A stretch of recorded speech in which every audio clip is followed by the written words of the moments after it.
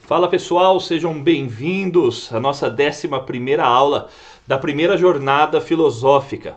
São 20 aulas dos principais temas da filosofia. Nós temos o grupo do Telegram, se você ainda não faz parte, o link está aqui embaixo, e tiramos dúvidas todos os dias na caixinha de perguntas do Instagram. E hoje o tema é filosofia da educação. E para isso eu chamei uma pessoa muito querida, muito conhecida na internet, que eu admiro demais, professor de filosofia, que hoje mora no Sul com a sua família, que além das questões de educação, também gosta da boa literatura e de uma boa conversa, e por isso que vamos hoje conversar com Guilherme Freire. Seja bem-vindo, irmão, muito obrigado por ter aceito esse convite. O prazer é todo meu de estar aqui, Davi. Maravilha. Bom, como anunciado, o tema é filosofia da educação. Então, como já início para o nosso público, que é do mais variado possível, tem várias pessoas aqui que acabam comentando, poxa, eu gostaria que essas aulas tivessem 2, 3 horas. Então, já vamos deixar claro qual é o nosso objetivo.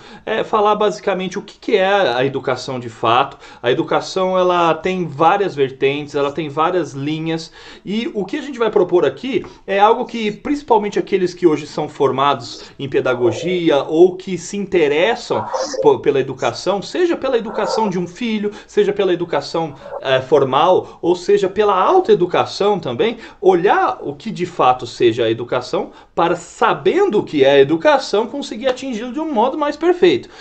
Porque se a gente não sabe para onde a gente quer ir, não vamos conseguir chegar a lugar algum. Então é um tema que está sendo muito debatido, alguns somente com uma vertente política, alguma coisa mais rasteira, mas precisamos olhar para uma questão mais nobre, uma coisa mais avançada, porque a educação ela tem a ver com um aperfeiçoamento da alma acima de tudo. Então por isso que vamos conversar com essa ideia. Então, Guilherme, para a gente começar, acho que a gente poderia definir termos, né? Então, por exemplo, a quem pertence a educação, a quem interessa, talvez seria a melhor questão, e fazer algum panorama histórico diante do que estamos vendo hoje, né, do que acham que é educação. E aí a gente vai trocando uma ideia. Perfeito. Bom, primeiro a quem interessa a educação a todas as pessoas, né? Educação nunca... Algumas pessoas pensam educação estritamente sob o ponto de vista de educação das crianças, ou educação mais básica. Essa, evidentemente, é muito importante. A educação, tanto da primeira fase da vida, do 0 aos 3 anos, por exemplo, né, que é a que eu estou vivendo aqui em casa, por exemplo, né, educando a menina de 2 anos, mas também a educação, na verdade, ela não acaba nunca. Enquanto a pessoa é viva, ela está se educando. Não tem essa coisa, terminei a faculdade e acabou minha educação. Isso não tem o menor sentido. Um profissional bom está sempre estudando, né? Então a educação vale para a vida toda. Obviamente, professores têm um interesse especial na educação, pais têm um interesse especial na educação, evidentemente, mas existe toda uma dimensão da alta educação que é fundamental, ou da educação o próprio professor, o próprio pai, tem que ser educados também, né? Então, sempre, não tem um limite para isso. Por que acontece isso? Bom, porque a quantidade de coisas para se conhecer, para saber, para se viver são imensuráveis. Uma pessoa no seu período de vida não consegue nem arranhar todo o conhecimento que existe para ser tido, mesmo com uma área muito bem delimitada. Então, tendo em vista isso, educação é questão perene, né? Quanto ao que é educação, né? Basicamente, a educação, ela assim, originalmente, os termos aí, educar tem a ver com a palavra conduzir, né, que é já do latim. Os gregos falavam em pedagogia, que tinha a ver com a noção de paides, que é criança, então daí a criação. Mas quando você pega, por exemplo, Platão, que foi o primeiro grande filósofo da educação, ele já usava esse termo para se referir à formação como um todo da vida da pessoa, né?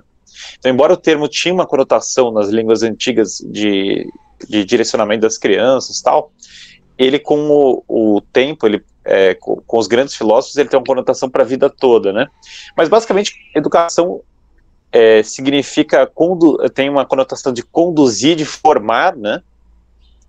E formar aqui, no sentido também de dar a essência, direcionar a essência da própria pessoa. Não que a essência da pessoa mude, não é isso, mas é simplesmente que pela educação você descobre aquilo que é próprio das coisas, aquilo que faz as coisas serem o que elas são, né? Interessante. E você citou a questão de tanto Estado quanto família, né, dentro dessa... olhando para Platão, né, que ele tinha essa visão tanto para a cidade quanto da família, e esse é um problema que acontece muito. As pessoas parecem que ainda não sabem delimitar onde tem algum elemento para cidade. Hoje se fala muito de uma educação para se formar cidadão, né? É uma questão. E também tem uma outra vertente que fala sobre mercado de trabalho. Mas me parece que as duas opções são incompletas, né? Então, parece que a educação mesmo, e obviamente cidadania não é algo ruim, obviamente ter uma formação profissional não é algo ruim, mas a questão é um objetivo muito raso. A questão parece que está uma instrumentalização da educação para fins que não são verdadeiramente o fim da educação. Então, sim, o que você pode falar sobre isso?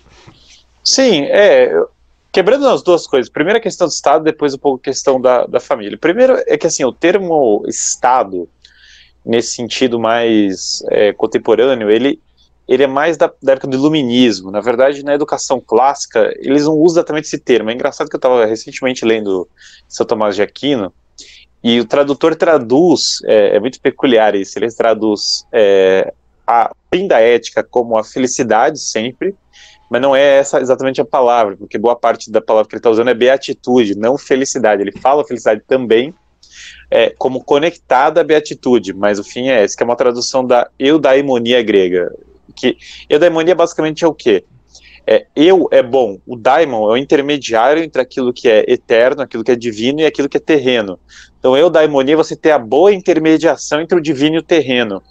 É um conceito que Aristóteles usa. Para Aristóteles, o fim da comunidade política é a eudaimonia. O fim imediato da comunidade política é a subsistência da comunidade, que as pessoas consigam comer, sobreviver, ter segurança. Esse é o fim imediato. Por que é o seu fim imediato? Porque se as pessoas morrerem ou não comerem, não tem comunidade política. Você simplesmente não consegue fazer. Mas o homem é racional, então ele é capaz de mais do que isso. Por isso ele é capaz de buscar como fim último, para além desse fim imediato, a eudaimonia, a boa intermediação. E a eudaimonia para ele é o que leva você até homens maduros, homens plenos, né? Então o principal fim da comunidade política são homens plenos. Tanto São Tomás, como Aristóteles, como mesmo os renascentistas, muitas vezes eles não usam o termo Estado, eles usam o termo civitas communis, que é mais ou menos a cidade comum. Então, o que é a cidade comum? Para Aristóteles, a unidade política é a polis, é a cidade. A cidade é uma composição de famílias. São Tomás também fala da comunidade, ele não coloca o Estado, ele fala do soberano, que seria o rei, né? E ele fala das comunidades, não tem exatamente essa noção. Os renascentistas, mesmo a ênfase deles também era muitas vezes na cidade. Tanto que, por exemplo, sei lá, Urbino, que era um centro renascentista, é uma cidade, o raciocínio deles era a cidade. Essa noção de o Estado como um grande máquina e tal, é realmente já posterior, vem ali com o absolutismo, depois com o Estado iluminista. Por que é importante essa ênfase, eu estou falando? Porque a comunidade política, ela é diferente daquilo que a gente pensa, Estado, votei, daí tem lá uns senadores, daí tá feita a comunidade política. Não é isso. Comunidade política, por exemplo, eu estou aqui conversando com você, na medida que a gente está buscando o bem comum, se unindo com outras pessoas, nós já estamos fazendo parte daquilo que é a comunidade política. Então, uma comunidade, ela é meio que, você tem famílias, essas famílias se unem, e as famílias buscam um projeto comum para sua sobrevivência e para a eudaimonia. Agora, a eudaimonia, veja, não é uma coisa que... Porque, por exemplo, para produzir a comida e a gente sobreviver juntos, já tudo bem, isso aí é uma coisa que não... Sei lá, as formigas fazem algo semelhante a isso, elas se unem para pegar o alimento. Mas a eudaimonia envolve um projeto educativo.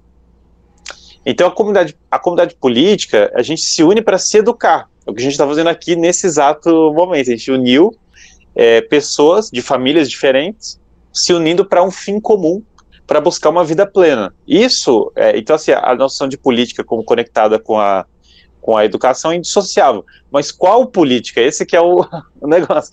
Quer dizer, a pessoa quer discutir a política partidária, não, a discussão política do Brasil, não é esse tipo de política que está tão conectado com a educação. É mais no sentido de você criar comunidades de educação. Uma universidade, uma escola, no fundo, eles são fruto de uma comunidade, eles não são fruto de pessoas que se uniram para um projeto comum. Eles não são fruto de um ato estatal, não sei o que, isso não existe. Ah, mas o ato estatal cria a universidade pública.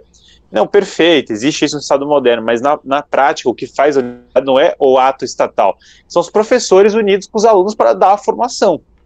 Se não tiver as pessoas qualificadas para isso, não tem a universidade. E se os professores não estão empenhados na educação dos alunos, ou seja, em conduzir eles para a verdade, para o bem, então também não tem universidade, na verdade tem uma enrolação.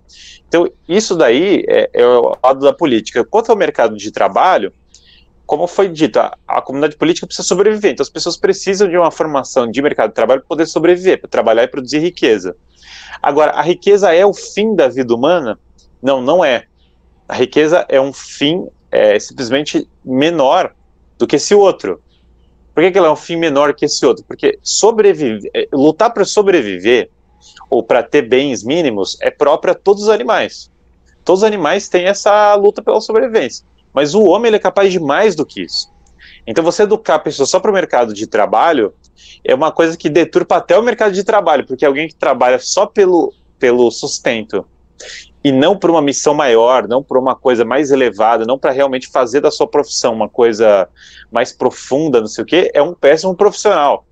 Então a formação que é só para a formação utilitarista do mercado de trabalho não é formação.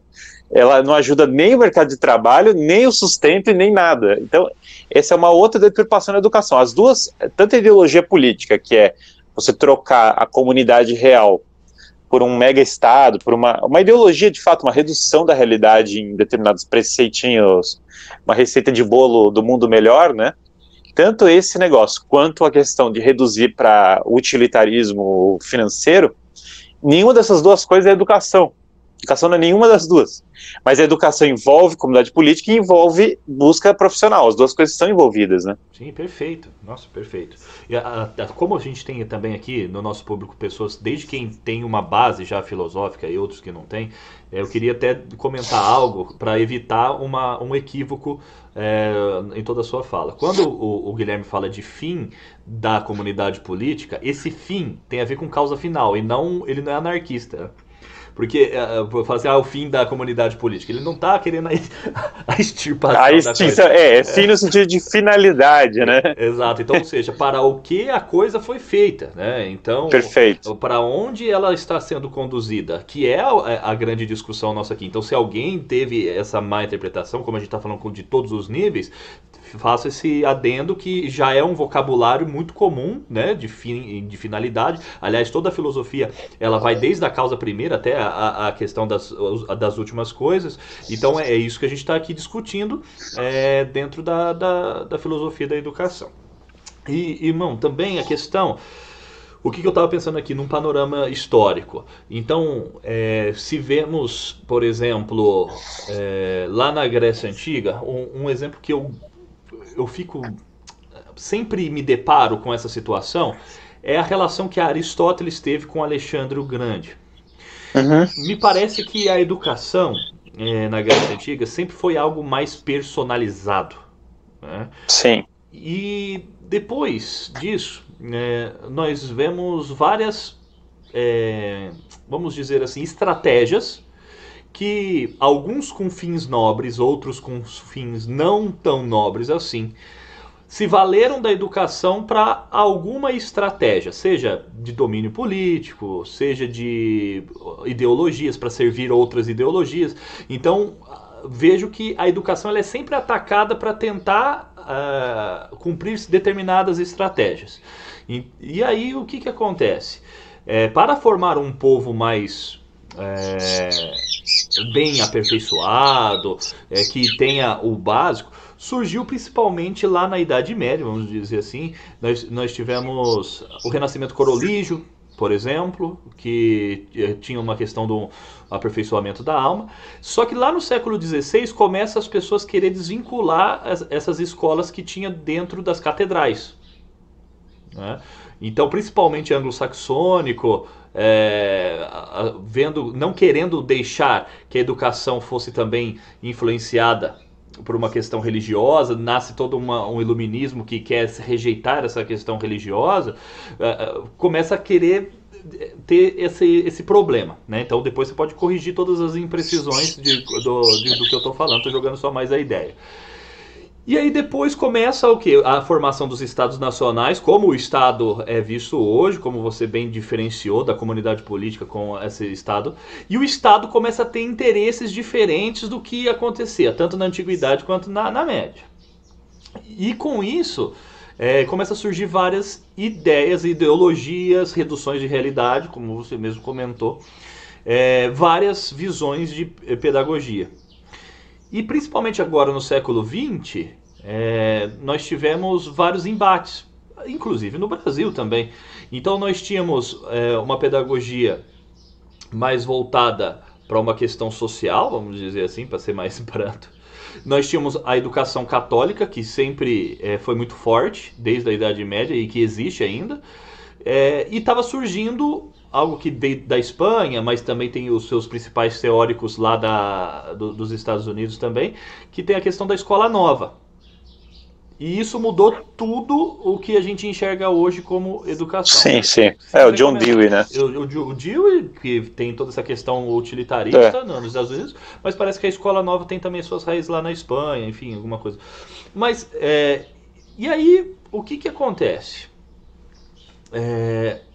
Como lidar com essa visão histórica do que era, o que era bom e jogaram fora, o que não era bom e aperfeiçoou, e o que hoje a gente consegue aproveitar, o que devia voltar, o que não devia, analisando algo mais histórico, assim. Sim, sim. Assim, pegando uma história da educação muito breve, sim, a educação era mais personalizada, com certeza. Bom, você citou bem, Aristóteles foi tutor pessoal de Alexandre, né? Depois ficou bravo com Alexandre, que Alexandre virou meio persa, né? Aristóteles, ele era engraçado, porque ele queria realmente que E eu simpatizo com Aristóteles nessa causa. Muita gente quis tratar Aristóteles como um xenófobo, né, nessa coisa. Mas não é. Aristóteles se preocupava muito em que os gregos levassem... Ele entendia a cultura grega como superior à Pérsia. Então ele queria que Alexandre levasse a cultura grega para a Pérsia. E de fato Alexandre levou. Só que quando o Alexandre começou a misturar a cultura grega com a Pérsia, começou a fazer um negócio, começou a fazer pela Pérsia do que pela grega, daí ele só ficou bravo. E é engraçado que o pessoal fala, isso é xenofobia, mas de fato a gente vê que historicamente a decadência muito da decadência que aconteceu na filosofia, na cultura, foi muito por influência realmente persa, de outras coisas que se misturaram com outras coisas que eram da filosofia mais clássica. Então, na verdade, historicamente falando, do ponto de vista da educação, Aristóteles estava correto, ele não estava equivocado, não é simplesmente questão de xenofobia, não, e o mundo grego se destabilizou um pouco com essa mistura meio excessiva de culturas, que foi o período do helenismo, chamado, né? Mas assim, nesse período, seja nesse período clássico do helenismo, ou mesmo em Roma, a educação ela era uma coisa mais livre, você não tinha noção de uma educação massificada. Basicamente você tinha mestres, esses mestres às vezes tinham lugares de encontro para ensinar, né? Então determinados lugares específicos. Por exemplo, a academia platônica era mais um lugar de encontro do que qualquer outra coisa, as pessoas se encontravam com o mestre. Quem era o mestre? Platão. Depois tem um sucessor do mestre, então você tem um mestre, normalmente um só, Alguns outros, obviamente, eles vão se ajudando, os outros alunos são também professores uns dos outros, mas basicamente você se encontra e discute temas. Esse era a finalidade da academia. O liceu do Aristóteles é a mesma coisa. Originalmente não tinha nenhum lugar, o Aristóteles ensinava e andava com as pessoas, né? Por isso a escola, falam que é a escola peripatética de andar, que basicamente eles saíam andando. No mundo romano, a coisa mais ou menos continua assim. Você tem a educação do latim, que envolve erudição, mas, por exemplo, Cícero, que foi um grande intelectual romano, quando ele vai estudar, ele viaja para Atenas e vai ficar andando nesses lugares que tinham os mestres, né?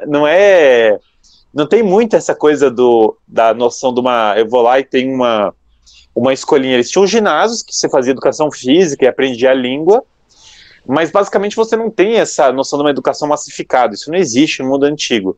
Basicamente, também grande parte das pessoas eram camponeses, ou eram pessoas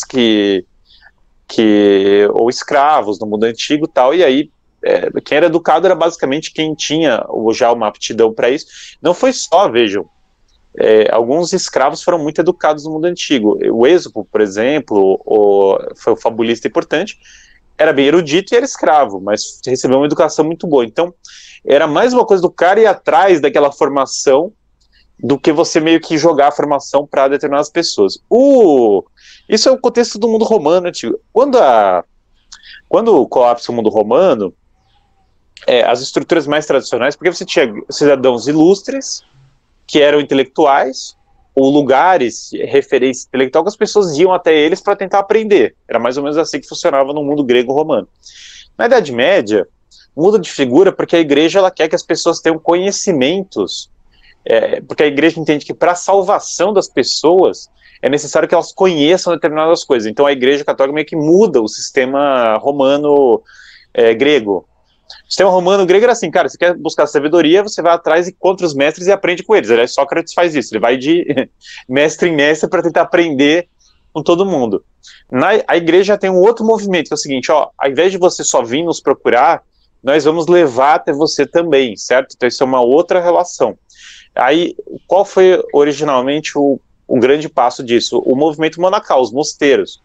Por quê? Porque chegou um momento que a cultura foi muito destruída por N fatores, pela queda do império, por invasões e tal.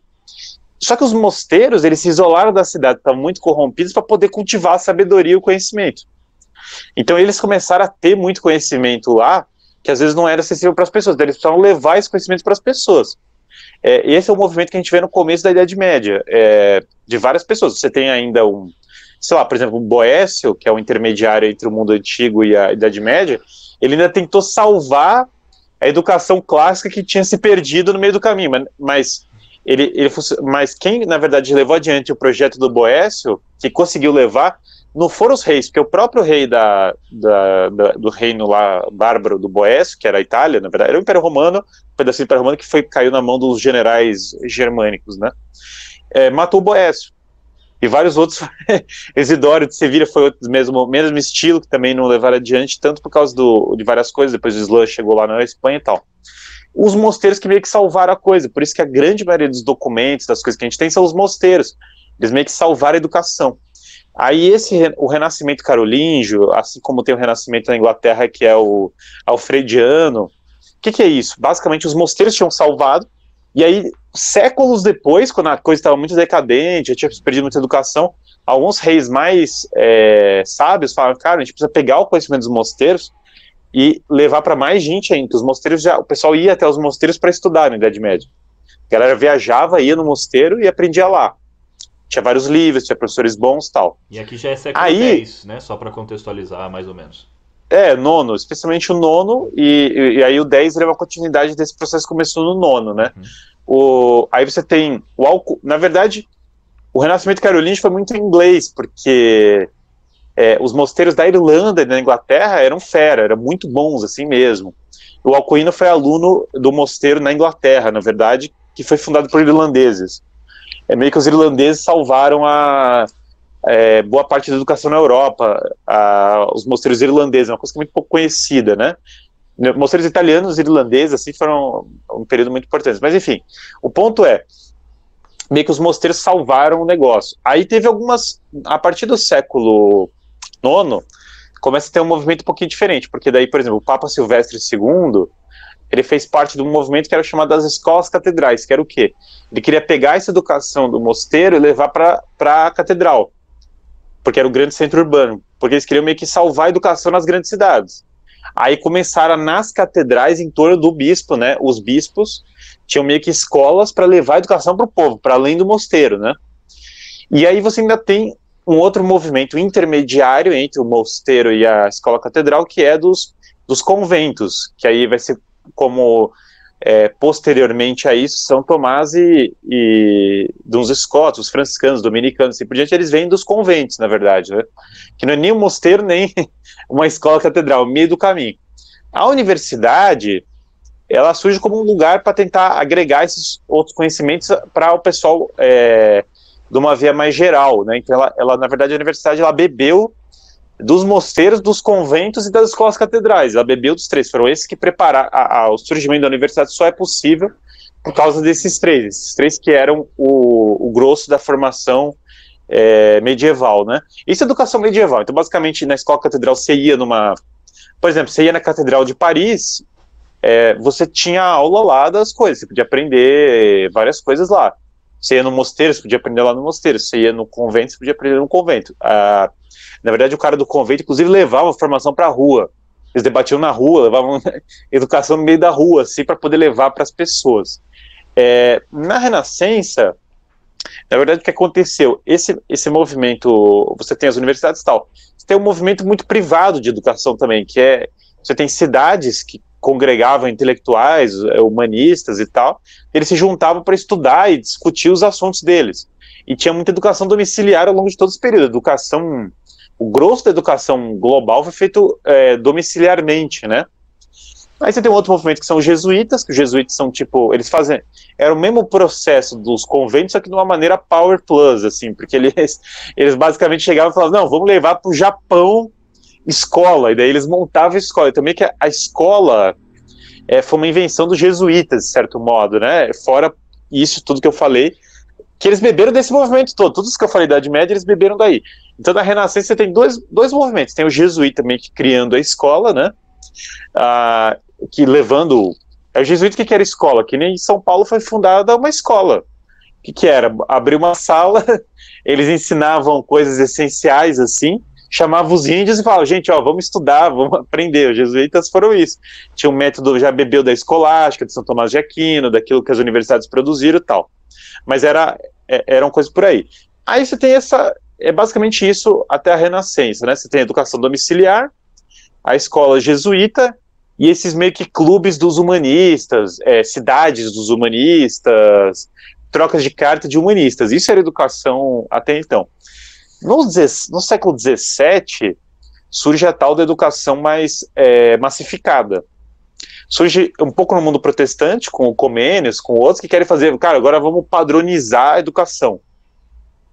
Vamos botar todo mundo numa linha de produção da educação, tal. Isso aí eles beberam. É muito doido, porque a inspiração disso foi que alguns renascentistas, eles beberam do paganismo, de um paganismo tipo oriental, na verdade. Egípcio, babilônico, e os governos orientais eram mais centralizados, né? Pouca gente sabe disso, mas muito da inspiração do absolutismo, por exemplo, é o faraó do Egito. O rei absolutista, ele não parece tanto um rei medieval, ele parece muito mais o faraó do que o rei. Isso é explícito, por exemplo, Campanella, que foi o educador da corte do Luís XIV, se inspirou no faraó para poder fazer o negócio do absolutismo. Então, o que acontece? Você começa a ter uma noção de que todos têm que seguir uma linha mais... seja via absolutismo, seja no mundo protestante, tem essa noção de vamos padronizar tudo. O Estado começa a fortalecer, vamos padronizar, vamos colocar os interesses nacionais na educação e tal. Daí o pessoal meio que combate a educação jesuíta para poder substituir por essa educação nacional, essa educação mais massificada. E aí no iluminismo isso aí vai virar padrão, porque daí, por exemplo, a Revolução Francesa vai destruir as escolas todas e substituir por uma espécie de doutrinação da Revolução Francesa. Napoleão vai consolidar esse movimento. Daí fala assim, cara, chega de escola, queima tudo, quebra tudo, tira todo mundo, agora o Estado vai mandar no negócio. e a gente vai padronizar. O protestantismo tinha começado isso, sei lá, por exemplo, Henrique VIII na Inglaterra, já tinha destruído os mosteiros, Elizabeth I, ele destruiu os mosteiros e botava o negócio lá alinhado com eles, né? Esse já era um movimento que aconteceu. Isso daí criou a padronização da educação. Do iluminismo para cá piorou mais ainda, porque o iluminismo ele já trocou a educação mais de clássicos, isso aqui é por enciclopédia. Fala, cara, para de aprender, ficar lendo livro dos caras antigos, tá? Vamos pegar um enciclopedião, que daí a gente garante a narrativa de todo o conhecimento, a gente deixa tudo bem padronizado, e a gente imprime os livros e distribui maciçamente, daí a gente meio que domina a opinião pública. Isso é bem coisa do iluminista, ter uma opinião pública massificada, padronizada. Com esses outros caras mais modernos é pior ainda, porque daí eles ainda falam assim, ó, é para massificar, é para controlar o negócio. O Rousseau é um cara que fez super isso. O Rousseau é educação livre, é nada. O Rousseau é a maior domínio, tirania da inteligência possível. Daí padroniza tudo, vai todo mundo entrar agora num bloquinho segundo os interesses do Estado e os interesses nominalistas. Nominalismo é tipo a ausência dos universais, né? O bem, o belo e o verdadeiro não existe, são nomes. Daí padroniza tudo, papapá, tal, blocão, todo mundo na forma, e agora a gente vai tirar o conteúdo clássico, daí John Dewey fala, tira o clássico, tira o conhecimento tradicional, vamos todo mundo aprender na experiência, vamos aprender no imediato, aquilo que está agora. Resultado que aconteceu, hoje em dia, se você pegar o texto de uma pessoa erudita do século XIX no Brasil, e uma pessoa erudita, um doutor no Brasil 2020, é que parece dois mundos. O nível de referência, os caras citavam francês, latim, sem tradução e ninguém reclamava. E agora virou. Então, houve uma decadência do ensino, com certeza. O que melhorou nesse processo todo? Bom, eu diria que até essa etapa que eu falei, jesuíta e tal, aconteceu uma coisa muito legal, que era, o conhecimento deixou de ser uma coisa para poucas pessoas e começou a ir cada vez mais para o povo. Começou a ser direcionado para as pessoas terem acesso à educação mais na ponta, sabe? Isso foi muito legal. O que aconteceu com o iluminismo? Eu acho que aí, quando virou educação meio padronizada, a gente perdeu o espírito livre da educação. E a educação começou a se tornar uma coisa engessada, mais propícia à ideologia, né? E hoje, inclusive, a gente vive essa padronização muito forte no que é conhecido pela BNCC, né? Que é essa tentativa de uniformizar, porque de fundo, talvez tem pessoas até com boas intenções de falar assim, não, a gente quer dar a mesma oportunidade para todas as pessoas, a gente, ela parte de um princípio que parece ser lícito de início, só que isso, além de podar as asas, vamos dizer assim, da alma que pode voar e ir além, você vê muito acontecendo dentro de uma sala de aula, por exemplo, tanto eu quanto o Guilherme trabalhamos dentro de sala de aula, você vê aqueles 3, 4, 5 que poderiam ir muito mais além e tem que parar, você vê aqueles que precisam repetir mais 10 vezes, mas só que daí prejudica o outro, então você não consegue dar nunca uma questão personalizada, igual foi Aristóteles com o Alexandre o Grande, e a gente carece hoje de uma estrutura familiar que enxerga como missão da própria família a educação, não só o gerar filhos, mas o educar também toda essa prole. Tudo isso aí dá uma receita do fracasso que a gente tem hoje. Uma terceirização, tanto do Estado quanto da família, quanto de todo mundo joga a bola para um para o outro. A escola, ela deixa de ser aquela que dá uma informação específica ou outra. Hoje querem a todo custo falar de uma educação integral, quer trazer todos os problemas, só que matando as principais dimensões do ser humano. É integral ao que interessa a eles, não é integral propriamente dito, né? Então, isso que é muito complicado. Com certeza. Não, com certeza. Assim, a educação verdadeira, veja, em primeiro lugar, assim, ela envolve a família, porque você nasce educado pela família. Então, a primeira educadora é a família. Isso aí não tem nem... Segunda coisa, educação é própria de pessoas que querem viver uma vida intelectual e passar isso para as outras de maneira personalizada. Esse é o segundo... Essa é a segunda coisa, que é educação.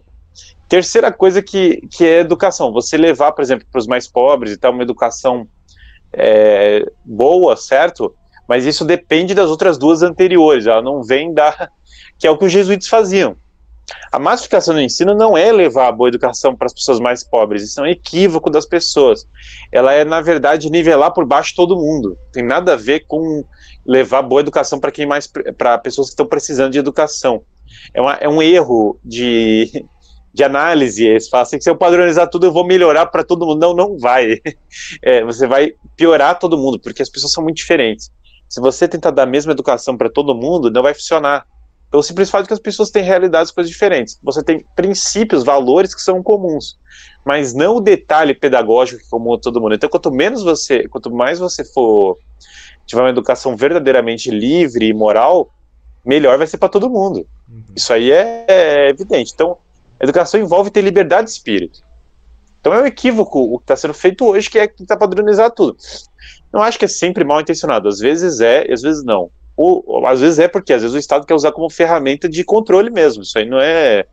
Isso eu não estou falando baseado em nada, é porque Napoleão, Stalin, quase todo mundo envolvido com esse Estado mais moderno quis fazer isso, quis usar o ensino como ferramenta. E a gente vive... O nosso ensino atual, ele foi criado pelos positivistas. O ensino no Brasil, ele é uma ferramenta, antes de ter sido sofrido, sei lá, aquilo que o pessoal fala tanto, né, a doutrinação marxista, não sei o que e tal. Sim, mas é que assim, antes de existir isso, o Brasil já foi vítima de uma tentativa de forçar um padrão comportamental e intelectual que é o positivista. Então a nossa escola já é positivista, antes de tudo. A República Nova forçou a padronização da escola sob o paradigma positivista. Isso já é o default, tá assim, o sistema escolar brasileiro foi construído assim. Daí aí somou o pragmatismo, o marxismo, depois outras coisas, mas originalmente foi um projeto positivista. E o positivismo, ele nega muitas bases da educação clássica. Ele atrapalha até o ensino da ciência, que dizem que é o principal dele, que ele se propõe como a educação da ciência. Mas mesmo isso ele não ajuda, porque para você entender bem ciência, você tem que ter um espírito de amor à verdade, um espírito investigativo, um espírito assim, se você for muito ideológico, fechado, você não consegue cultivar ciências biológicas e tal. Então nem para a finalidade que ele se propõe, o positivismo funciona. O professor na sala de aula, ele muitas vezes não sabe dessas ideologias que eu estou falando, então ele às vezes acaba sendo vítima delas, não por má fé, é que ele realmente não sabe que ele foi educado para ser positivista, por exemplo, ele não tem essa informação. Não tem essa informação por quê? Porque é o que está no sistema. Agora, qual que é o remédio para isso? O que a gente está fazendo aqui, comunidades, estudo dos clássicos, se unir para estudar boa filosofia, começar a discutir os assuntos, voltar para uma coisa um pouco mais personalizada, sair um pouco da linha de produção da educação e a gente voltar para uma coisa um pouco mais humana, mais profunda, né? Sim, e sabe uma coisa que eu estou pensando? Essa questão de comunidade. Eu acho que existe também um equívoco quando falam, por exemplo, de escola, quando falam a questão de socialização. Então hoje está muito em voga essa coisa, é a socialização e tal. Mas me parece que desde a antiguidade, e até vamos dizer assim, eu acho que final de 19, talvez até 20, mas parando aí, a escola não era um lugar para você ir lá ver os amiguinhos, não era uma convivência entre alunos, era uma convivência com o mestre. Né? Então você procurava o mestre para se amoldar ao mestre. Então escolhiam-se mestres e você ia até eles para ter uma convivência com o mestre. Então era uma educação que valorizava a posição do mestre. Hoje não preciso nem falar sobre questão de valorizar mestre ou não. E sobre isso também, queria que você comentasse essa questão de convivência com o mestre, mas também o que você acha sobre a educação obrigatória. Me parece ser uma contradição em termos, mas eu queria ouvir você. Assim, a questão da socialização, na verdade, assim, veja, a vida tem que ser socialização, não é a escola que é o canal para socializar. Isso não tem o menor sentido lógico. Um cidadão maduro, e veja, eu sou da tese que a gente tem que formar na escola cidadãos maduros, homens maduros, homens e mulheres maduros. Você não vai para a escola para formar a criança que socializou e desenvolveu essa criatividade. Não é assim, não é desse jeito. Isso aí é uma narrativa errada, porque a verdadeira criatividade, ela depende muito de estudo. A pessoa precisa ter muito conteúdo para ser criativa. A criatividade não vem do nada. Ao mesmo tempo precisa ter um espírito livre, mas o espírito livre só vem com a virtude, só vem com hábitos bons, com pessoas que têm realmente uma vivência muito boa, daí você tem liberdade. Pessoas que não têm virtude, não são livres, porque elas ficam sendo determinadas pelos seus vícios. Então você não tem como ter uma pessoa livre que não é virtuosa. A liberdade quase, a liberdade, na verdade, ela é uma consequência da virtude. Ela não existe fora a virtude. Ah, não, mas eu estou preocupado com a liberdade externa, por exemplo, se vão me deixar fazer o que eu quero. Veja, a liberdade externa, restringida ou não, certo? A questão de te deixarem fazer o que você quer ou não, ela nunca vai ser mais importante do que você ser livre, de fato, a sua própria liberdade face à sua existência. Ou seja, essa é muito mais importante do que a outra. Porque você pode ter uma pessoa que está presa na cadeia, mas é verdadeiramente livre, e outra que está solta fazer qualquer coisa e é escrava de si própria. Então, a primeira que vem é a verdadeira, que é vinculada à virtude. Então a noção homens de virtude, eles convivem com outros e buscam sabedoria. Gente madura tem amizade. A amizade é própria da maturidade. A escola não é você largar um monte de crianças juntas que elas vão se tornar amigas. Não funciona assim. O amigo da escola raramente é um amigo, muitas vezes, porque você não tem a virtude para poder fazer um amigo.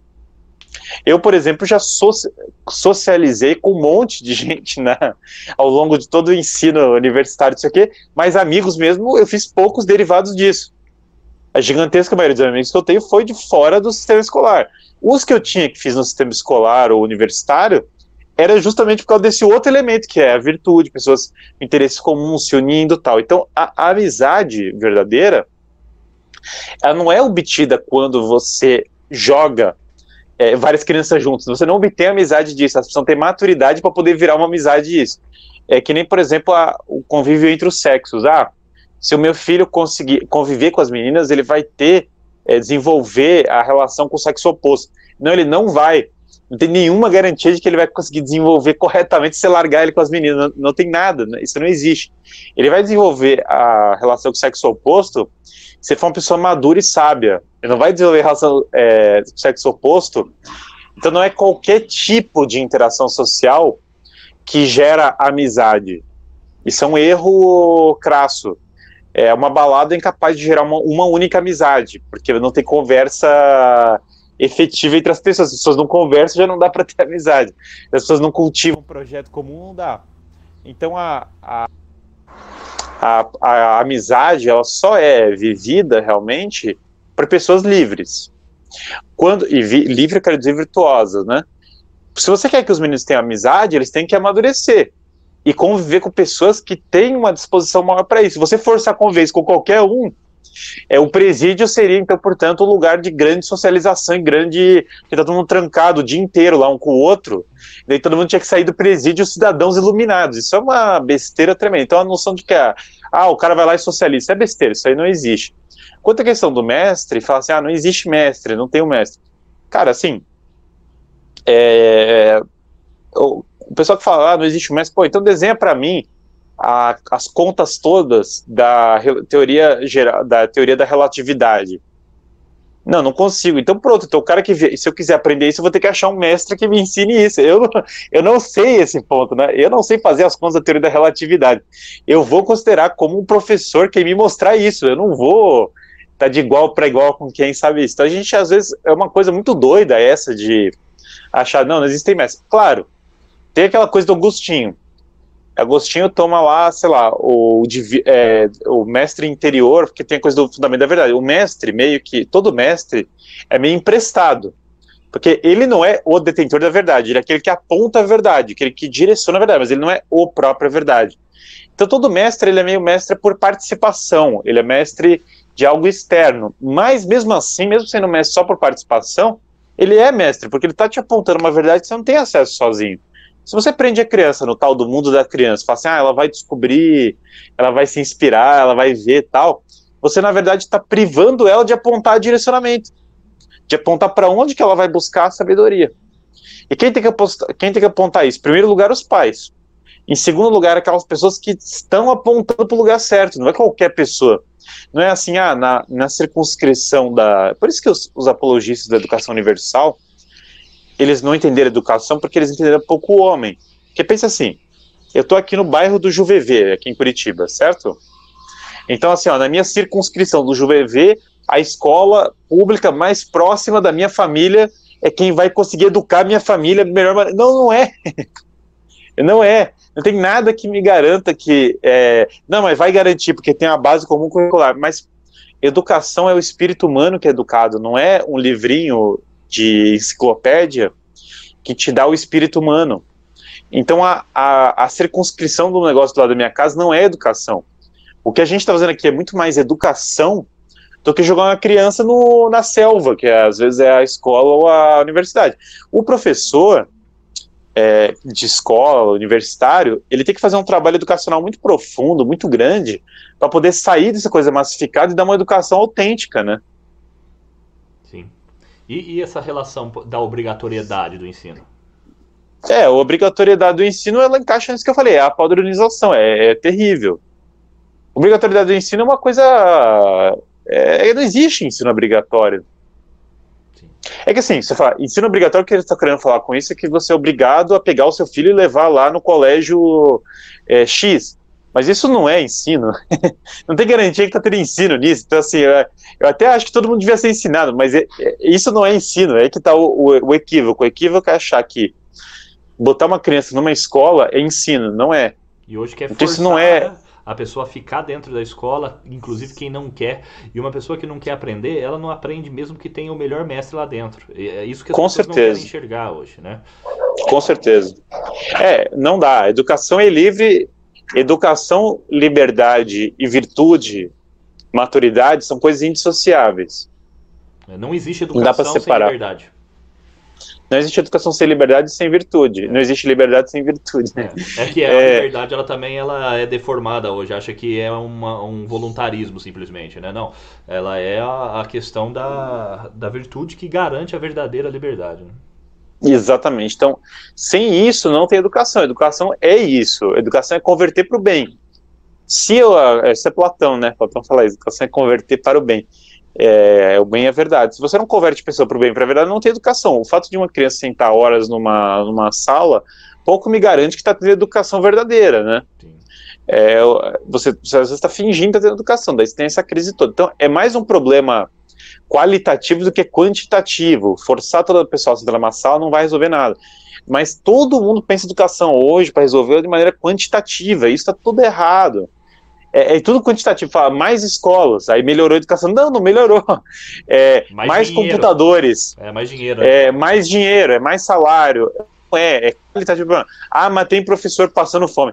Eu acho isso um problema sério. Eu acho o professor ganhando muito pouco, é um problema sério. Mas eu não acho que é isso que vai resolver o problema da educação, são coisas diferentes. Uma coisa é o problema do salário do professor, outra coisa é o problema da educação em si. Professores bem pagos não garantem educação de qualidade. Mas, Guilherme, a educação é de extrema qualidade no Japão e na Finlândia. Outra coisa que eu quero desconstruir. Não é. Não é. Experiência de conviver já tive com finlandês e com japonês. Eu não achei espetacular a educação eu achei o contrário, eu achei péssima a educação no Japão e na Finlândia. Veja, é que assim, aí novamente, porque a gente está tomando educação em sentidos diferentes. Sim. O que ele está pensando em educação da Finlândia e do Japão é maravilhosa? Que a base da sociedade tem uma certa noção de matemática e do idioma. É isso que está dizendo que a educação é maravilhosa. Mas quando você fala dos voos mais altos do saber, né? Uma educação dessa, sei lá, da Finlândia e do Japão, não é uma educação maravilhosa. Aliás, quando eu tive com algumas pessoas do Japão e da Coreia e fui discutir alguns temas, eu fiquei chocado com a falta de conhecimento em muitas coisas. Eu estou falando de gente que era aluno 01 de escola, que passou entre os primeiros lugares na universidade, que estava fazendo mestrado e às vezes doutorado, e eu fiquei chocado com a falta de cultura geral de alguns temas. O japonês é burro? Com certeza não é, aliás, é hiper inteligente. O finlandês é burro? Com certeza é super inteligente. O ponto que eu estou falando é que você fazer uma escola básica do que eles chamam de qualidade para todo mundo e ensinar bem o idioma ou a matemática, até ajuda no mercado de trabalho, né, que é inútil fazer isso para o mercado de trabalho, para ocupar alguns cargos assim, no mercado de trabalho. Mas para a coisa mais profunda da educação ajuda muito pouco, é pouco. Um Aristóteles fez muito mais para a educação do que o sistema escolar do Japão em 60 anos, vai ficar 1000 anos rodando, se ficar 1000 anos rodando daquele jeito, não vai fazer um Aristóteles, porque é muito focado, novamente, numa certa massificação. É que entre o Brasil, que vamos lá, o Brasil está querendo ser massificado, mas ele também não consegue fazer igual o Japão, sabe, que é massificar daquele jeito a matemática, não sei o que tal, o básico. Então meio que o Brasil, ele vê com admiração essa educação, que a gente está tão ruim, mas tão ruim, que daí só de, sei lá, dos alunos, da coisa funcionar minimamente já parece uma coisa muito, muito melhor. E de fato é melhor nesse aspecto. Agora, algumas coisas, sei lá, o Japão, eles limpam a sala para prestar aos alunos. Eu acho isso muito mais relevante do que o que eles estão passando em matemática e algumas coisas. Então, o que eu diria é assim, mesmo essa educação que falam assim, a educação referência do mundo contemporâneo, não é isso que eu estou falando que é educação melhor. É uma outra coisa isso ainda. Ali tem outro problema ainda. Então, eu acho que o modelo está errado de onde a gente quer chegar na educação, sabe? É o que antigamente falavam de humanidades, né? O ensino clássico. O ensino clássico. É que na verdade, a matemática verdadeira, a matemática verdadeira, ela depende do ensino da filosofia. A física e tal. Na verdade, os grandes físicos e matemáticos eram filósofos da matemática e filósofos da ciência. Eles não eram só matemáticos. O que o ensino, diria assim, o ensino desses países ditos os melhores rankings de educação contemporânea fazem é formar boas pessoas para trabalhar numa fábrica de carro, para produzir celular da Samsung, para essas coisas. Isso sim. Mas aí é porque eles não são exatamente grandes inovadores. São, na verdade, caras que estão ocupando o posto numa cidade tecnológica, assim, meio que estão preenchendo as vagas de emprego numa cidade tecnológica.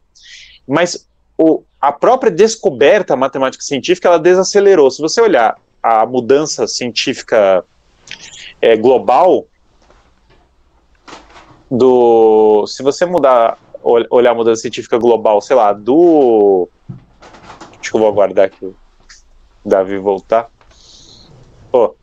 Se você olhar a mudança científica global, você vai ver o seguinte, que do século XIX, o salto de desenvolvimento do século XIX ou do XX,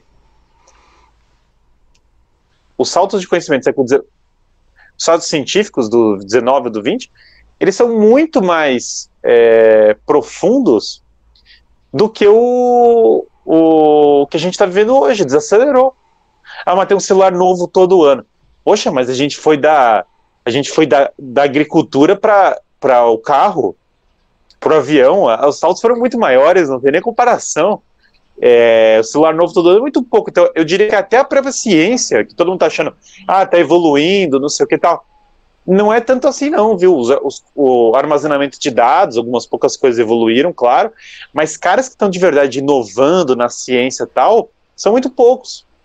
Então, até porque, o que eu estou falando é assim, a educação moderna, até porque ela se propõe, ela tá quem? Mas isso daí é ainda de carro mais rápido, avião mais rápido, está no campo da subsistência, do conforto daquela que eu falei que é a necessidade imediata da comunidade política, não está no campo da necessidade última, não está no campo da razão humana, do espírito humano, da contemplação da verdade.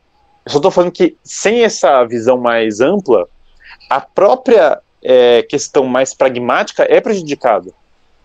É que a gente não vê porque existe o acúmulo da tecnologia, né? A gente pega o legado do passado. Mas eu acho que a gente tem que mudar a nossa perspectiva da coisa toda, sabe? Enfim, eu dei aula, por exemplo, de filosofia pro pessoal do ITA. E aí eu lembro que eles mesmos, gente do ITA e tal, falavam, cara, a filosofia muda completamente o meu paradigma do que eu tô fazendo, porque a coisa assim, a gente foi mal educado em muita coisa. Tô falando de gente do ITA, não tô falando do pessoal da escola, assim, do Kumon do bairro, assim, tô falando do ITA. Então a gente tem assim uma... E o pessoal do ITA, professor do ITA já veio falar para mim em aula, falou, poxa, Guilherme, o ITA, obviamente, a melhor faculdade, tá entre as melhores faculdades, se não for a melhor faculdade de engenharia do Brasil. E aí o professor do ITA já chegou para mim e falou, poxa, a nossa formação é muito fraca hoje em dia, a formação do Brasil inteiro, formação do global. Então, o que é isso? Falta educação do espírito, né? Sim. Não, e talvez alguém tá... Porque 1 hora de conversa, obviamente isso aqui daria pra gente fazer um curso só sobre a educação.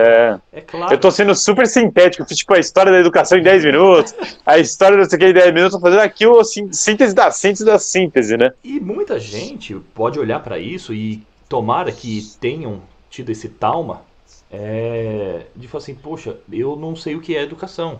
Me parece que a ideia, talvez maior dessa conversa, não é mostrar para fazer com que você fale, agora eu sei o que é educação. Não, talvez a nossa ideia primeira fosse assim, nossa, eu não sei o que é educação. Então, já é um grande avanço. O não sei já é o maior salto. Se aprendeu não sei, eu já sei que a pessoa está no caminho da sabedoria. É isso. Falou, já sei o que é, eu desisto. Já tô, vai ser difícil educar. E assim, o que a gente poderia, agora eu vou colocar na tela, fazer aí para eles a questão do que a gente vai indicar para eles de bibliografia, para quem eles querem estudar nessa nova vertente. Então, é uma literatura paralela, é uma literatura que talvez eles nunca viram. O que você indicaria para um estudo, para quem quer se aprofundar, quem gostou e quer entender mais? Eu acho que a gente tem aí, por exemplo, a história da educação do Rui Afonso da Costa Nunes, que é bem bacana, foi editada aí pela Quirion, se eu não me engano, em alguns volumes, né? Que é muito bom. Tem aquele livro do Tihamer Toth, que é A Boa Educação, que é muito legal também, um livro muito, muito bom. Tem A Vida Intelectual do Padre Sertilanges, que sempre é uma indicação muito boa. E tem o que vocês puderem achar de pedagogia do Hugo de São Vítor, por exemplo, é muito legal também, né? Então, assim, algumas... Tem o Didascálico, né? Que é o mais famoso. Didascálico. A arte de ler, né? Esses daí, sem falar de alguns clássicos, que, né, República do Platão é um grande clássico da filosofia da educação, né? Sim, tem também, eu ouvi muito bem falar, eu não sei se eu vou lembrar exatamente o nome aqui, mas eu coloco na tela, assim, que eu achar que é Educação sobre a Filosofia Perene, alguma coisa assim. Do Donato, esse eu tive aula com ele um tempão. Lá no meu guia de estudos, tem lá no meu site, tem 18 indicações de livros de educação, né? Irmão, inclusive, me passa esse link, vai estar aqui na descrição, eu vou colocar o seu link aqui para o pessoal. O Guilherme, ele tem um trabalho muito bacana com relação à indicação de livros, de leitura em alguns segmentos. E isso pode te trazer um certo caminho, mesmo que simples, mas que você não vê por aí, para depois você já conseguir evoluir. Se você lê o básico ali, são poucas leituras, ele não tem uma lista de 200 livros. Não, ele divide alguns livros que te indicam para dar os primeiros passos. Graças à minha esposa, que eu queria botar 200, você acredita? Eu queria fazer 200 cada item, minha esposa não deixou, eu botei 18. Daí a galera foi melhor pra todo mundo. Foi fantástico. Pra chegar nos 200 tem que ler os 18. Às vezes Exato. As pessoas elas ficam numa gula intelectual que vai gerar uma obesidade intelectual. Você fica tão mórbido que não consegue avançar. Tem tanto livro pra ler que você não lê nenhum. Você olha pra sua biblioteca e fala assim, nossa, tem tanta coisa pra fazer? Vou dormir, que eu não prefiro fazer nada. É mais ou menos isso. Então eu vou deixar o link aqui na descrição também para divulgar aí o seu trabalho, que é incrível, irmão. Então, parabéns pelo trabalho que você tem feito na internet. Se por acaso alguém que está assistindo esse YouTube essa aula, não segue também o professor Guilherme, vou colocar também as redes sociais dele aqui embaixo, tá? Para que a gente cresça nesse sentido de educação mesmo. E hoje o Instagram, ele tem que se tornar uma ferramenta de autoeducação. Não só com certeza. de uma coisa. Eu quero só me distrair, eu quero só ver comida, eu quero só ver praia, eu quero só ver viagem. Não, peraí. Não. Tem muita gente no Instagram que trabalha no Instagram dando conteúdo de graça todos os dias, né? Eu faço isso, o Guilherme faz isso, a gente tem vários amigos que fazem isso.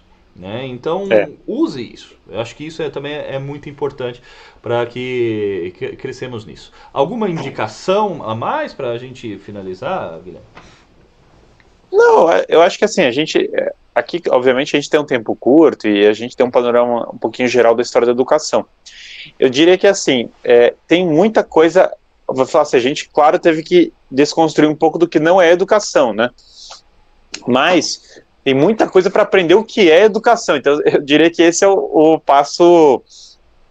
Entendendo mais ou menos que a gente teve uma crise da educação, a gente tem que correr atrás da boa educação, é melhor, mas não desanimem, porque não é que a boa educação é muito além da minha capacidade, não é muito além da sua capacidade, é totalmente de acordo com a sua capacidade, eu não sei nem quem está vendo isso, mas o ser humano, qualquer pessoa que já está buscando conteúdo filosófico, não sei o que, já tem capacidade para buscar uma boa educação. Só de estar minimamente entendendo assim, 1% que a gente está falando já tem capacidade para buscar educação. Então, não desanimem de ir atrás mesmo, porque vocês conseguem sim, é só ter o material correto para ir atrás e insistir nele, com rotina, com perseverança, ir atrás do material correto que vocês conseguem. Maravilha, eu acho que está crescendo um desejo muito forte no brasileiro de se educar. E isso vai ter vários impactos nas próximas décadas, eu tenho certeza disso. E que a gente possa contribuir da nossa maneira para que isso aconteça aos mais próximos de nós, né? Perfeito, muito bom, Davi. Muito obrigado, viu, irmão, pela oportunidade de ter aceitado esse convite, esse bate-papo. Tenho certeza que vai ser muito proveitoso para todos que estão participando dessa jornada. Também agora me voltando para quem está assistindo, quantas pessoas que você conhece que mereceria escutar isso, que talvez tenha essa visão errada de educação, essa visão não tão errada, a questão é incompleta de educação e que merece ter esses indicativos. Então compartilha isso com as pessoas. Se você não está no nosso grupo, entre. Se você não baixou a indicação do livro do professor Guilherme, tá o link aí embaixo, os nossos Instagram para você se comunicar conosco, né, todos os dias, tanto eu quanto o Guilherme, você pode escolher à vontade, perguntar até para os dois se quiser, nós respondemos questões no Instagram e assim a gente vai trabalhando. Então contamos com você para poder alcançar mais pessoas, assim como nós estamos fazendo a nossa parte aqui de dar o conteúdo, tá na sua mão agora repassar